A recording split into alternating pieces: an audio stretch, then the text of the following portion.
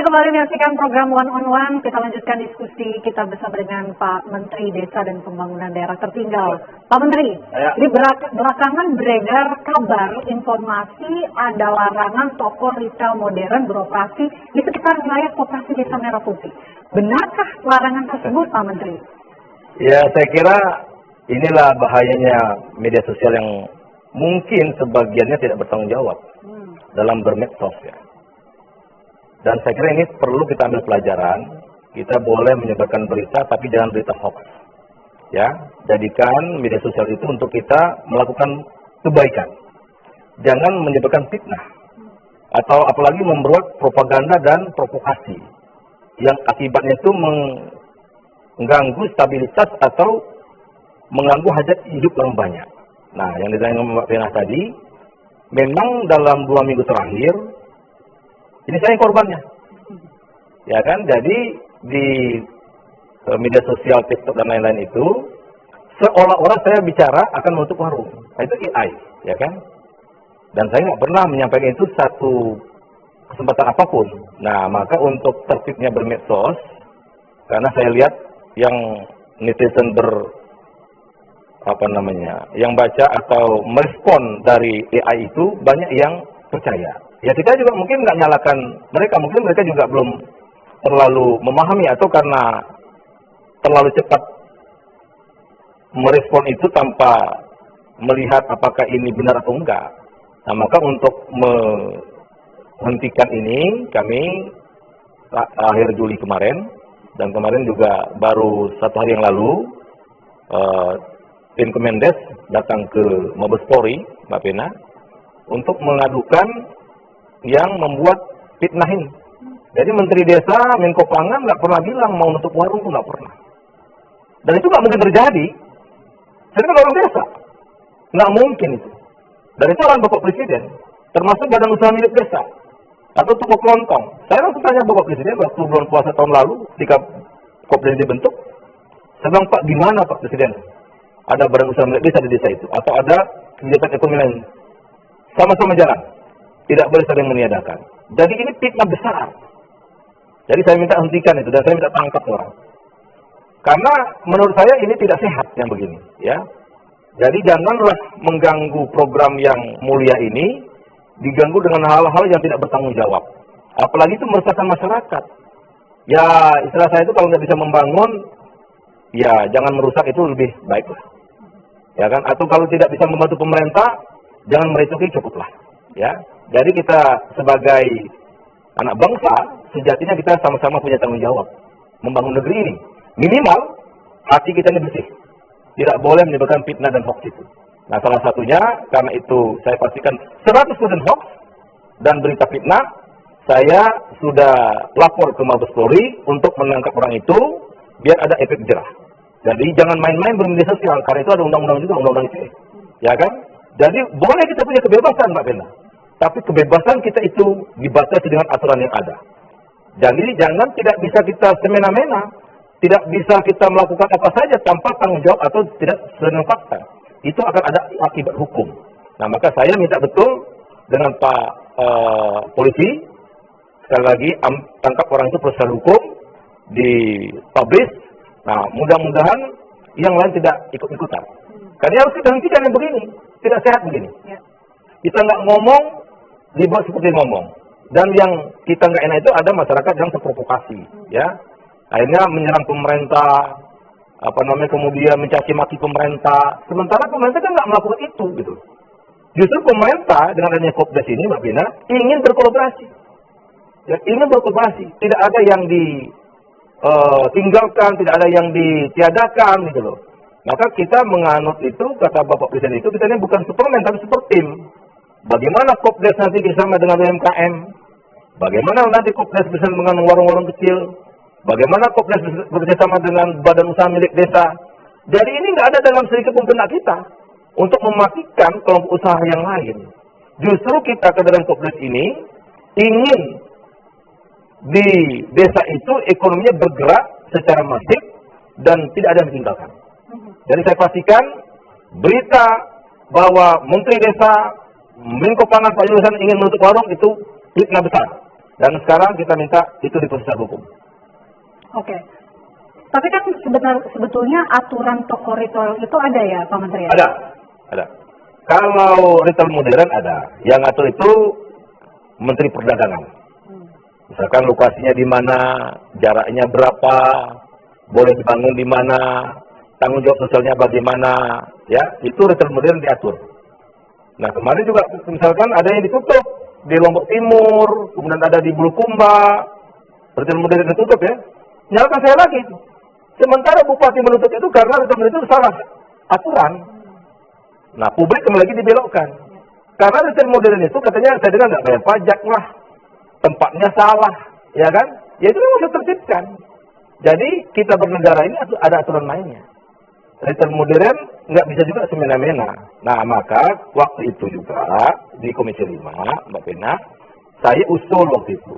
Bukan mau menutup retail modern yang sudah ada, menutup Indomaret, Alfamart yang sudah ada. Enggak, saya nggak pernah bilang begitu. Yang saya bilang stop itu izin baru yang ke desa. Ya kan? Ya kan mereka sudah banyak. Silakan yang sudah ada itu silakan berjalan. Saya tidak pernah mengeluarkan kata-kata menutup itu nggak pernah. Stop izin yang baru itu pun usul. Karena itu wewenang itu bukan di saya. Tapi saya kan menyerap aspirasi ketika saya keliling ke desa. Saya ketemu dengan kepala desa, ketemu dengan pedagang-pedagang kecil. Karena ini beda mazhab, Bapak. Kalau Kopdes, ya kan, sisa hasil usaha dikembalikan ke masyarakat yang jadi anggota Kopdes. 20%-nya menjadi pendapatan asli desa. Artinya ada dong efek positifnya secara langsung tidak langsung kepada desa. Sementara kemudian kan nggak ada, dibawa langsung oleh pemodal kan.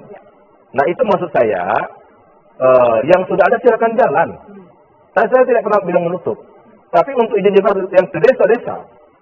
Karena sekarang ada di desa itu, retail modern ada yang 4 retail modern, ada yang 2, ya kan, akhirnya warung-warung juga banyak mati. Jadi kalau mau menyalakan ya bukan menyalakan Kopdes sekarang. Karena saya dapat laporan dari Pak Ali Masun, Ketua Umum 4 kali periode kali 5 itu, satu retail modern didirikan itu membunuh 40 pedagang kecil. Nah kita Kopdes, kita tidak akan ke sana. Justru kita ingin berkolaborasi bagaimana UMKM, pedagang-pedagang kecil itu bangkit bersama-sama untuk memajukan desanya. Oke, untuk toko retail modern baru yang kemudian ingin membuka gerainya di desa-desa, ini tentu akan diatur gitu oleh pemerintah ke depannya. Ya sebenarnya sekarang udah diatur dalam Menteri Perdagangan. Ya kan, misalkan berapa banyak sih di satu kecamatan, dia harus berapa jarak dengan pasar, di mana dia berdiri itu diatur. Tapi sebetulnya di kabupaten memang nggak boleh kan ya Pak? Atau sebetulnya boleh? Boleh. Tapi yang saya usulkan untuk di stop izin baru itu kan saya minta moratorium itu untuk izin baru yang masuk ke desa-desa, gitu loh. Jadi dan itu saya datangi Menteri Perdagangan, ternyata juga memang banyak yang melanggar. Saya juga ketemu dengan Bupati Bulukumba juga dia mengeluh, Pak, di situ banyak juga melanggar. Lombok Timur juga cuma yang lain-lain. Jadi saya kira bukan salah Kemendes, bukan salah Pak Mendes. Kalau mereka ditutup, karena mereka juga memang melanggar aturan. Republik kan bukan semua kita, tapi ada aturan yang mesti kita taati. Dan justru saya minta itu di moratorium, justru saya membela pedagang kecil, rakyat kecil. Gitu. Tadi dan beda sekali kemudian dengan Kopdes. Kalau Kopdes kan tentu keuntungan nanti kembali ke desa menjadi pendapatan asli desa sebagian. Oke, jadi di kabupaten nggak boleh begitu ya Pak Menteri? Apanya? Untuk kemudian membuka gerai toko retail modern. Sekarang banyak, bukannya di kabupaten, Pak Ben. Coba aja misalkan di desa Ranjeng itu, di Serang itu, 4 retail modern itu ada. Desa. Boleh? Ya saya nggak tahu. Apakah mereka melihat enggak? Oke. Ya maka menurut saya menteri terkait atau Pemda juga harus teliti juga. Ya. Jangan sampai lost control sehingga nanti mereka seperti tidak diawasi dan semaunya aja. Dan itu ada akibatnya. Nah, beda kalau Kopdes kan memang dia akan kembali ke masyarakat. Oke. Pak Menteri, kita ingin tahu berapa persen produk lokal UMKM yang nantinya akan ditaruh gitu di Koperasi Desa Merah Putih? Ya kita gini, Mbak Ben. Jadi fungsi utama dulu yang kita kedepankan ya.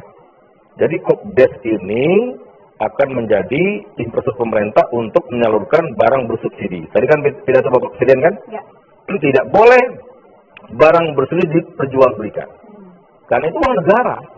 Contoh gas 3 milion itu APBN tuh.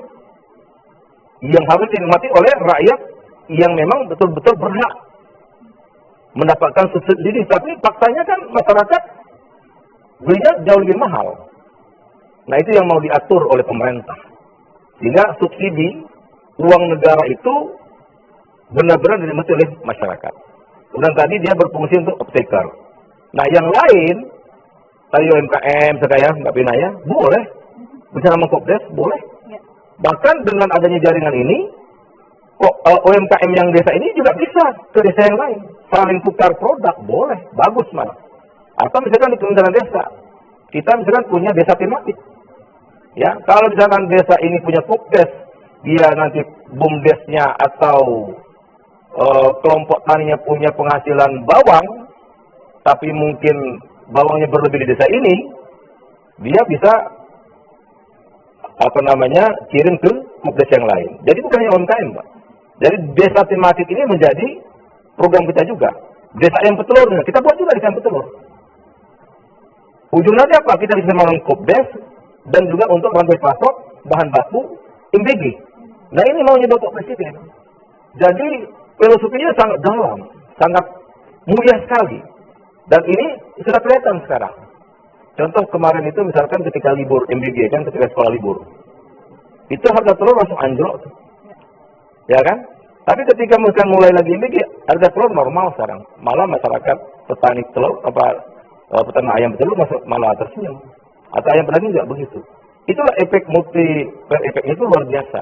Jadi kita ingin atur, Mbak Pina, kopdes ini di samping infrastruktur pemerintah tadi, tapi dia juga punya fungsi off-taker tadi. Nah, off-taker ini kan tentu sesuai dengan potensi masing-masing. Kalau di sini padi ya padi, kalau di jagung ya jagung. Kalau di sini misalkan bawang merah. Kalau misalkan di sini ada betul, nanti mau dibuat sistemnya. Sehingga tidak ada penumpukan produk yang dari desa itu tidak bisa terserap. Atau ada juga misalkan desa yang lain tidak mendapatkan pelayanan untuk produk yang mereka butuhkan. Atau ada kekurangan misalkan MBG dengan bahan bakunya tidak.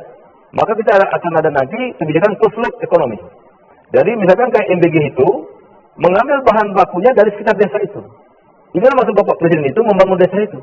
Membangun dari desa dan dari bawah untuk pemerataan ekonomi. Jadi bukan hanya pengusaha-pengusaha besar yang bermain, tapi kelompok-kelompok petani di desa atau anak muda di desa dengan potensi desa yang ada itu bisa bangkit. Dan rantai sirkulasi ekonomi terbentuk sekarang. Ada kopdes, ada bumdes, ada MBG. Jadi saya kira luar biasa ini kalau benar-benar kita kawal. Tapi sekali lagi, kata Bapak Presiden tadi, di pidato tadi, ya memang belum berhasil semua, belum. Ya kan? Belum. Termasuk program-program yang lain. Pak Presiden tidak hanya membangun kopdes. Kan banyak juga, kenapa membangun kopdes? Gimana pendidikan kita?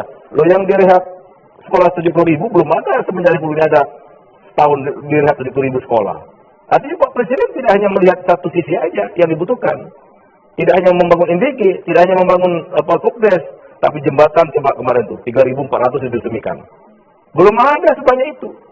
Air bersih 3.000 titik. Terus saja itu. Nah, maksud saya beginilah. Jangan karena mungkin kita nggak punya data, atau kita asal beda, kemudian ada, mungkin ya ada kebencian di situ, itu tidak boleh menurut saya. Harus kita benar-benar ini negeri kita, bangsa kita, ya saya kira usaha pemerintah ini menurut saya sudah luar biasa. Ya, semua ini gitu. Nanti akan misalkan saja rehat 4.000 puskesmas. Jadi jangan sampai, masalah gini Mbak Pina, jangan sampai koperasi Desa Merah Putih dan koperasi Pulau Merah Putih ini seolah-olah ini program pemerintah. Ya kan? Banyak yang lain dilaksanakan juga. KIP dilaksanakan terus. Ya kan? Infrastruktur dibangun juga. Kemudian kesehatan juga dibangun, sekolah lain dibangun. Jadi jangan, kan kalau saya lihat banyak pabrik itu melihat kopdes ini sepertinya hanya satu program kopdes saja, atau hanya MBG saja. Tidak mau melihat secara komprehensif. Gitu. Ya. Tapi bahwa kopdes ini adalah masif, iya. Karena memang tadi seperti infrastruktur pemerintah di setiap desa. Oke, selanjutnya kita akan bahas mengenai yang viral di media sosial, Pak Menteri, di mana banyak yang menyoroti bahwa lokasi pembangunan dari Koperasi Desa Merah Putih dinilai tidak lazim. Nanti kita akan dalami usai jeda. Program One akan kembali untuk Anda sesaat lagi.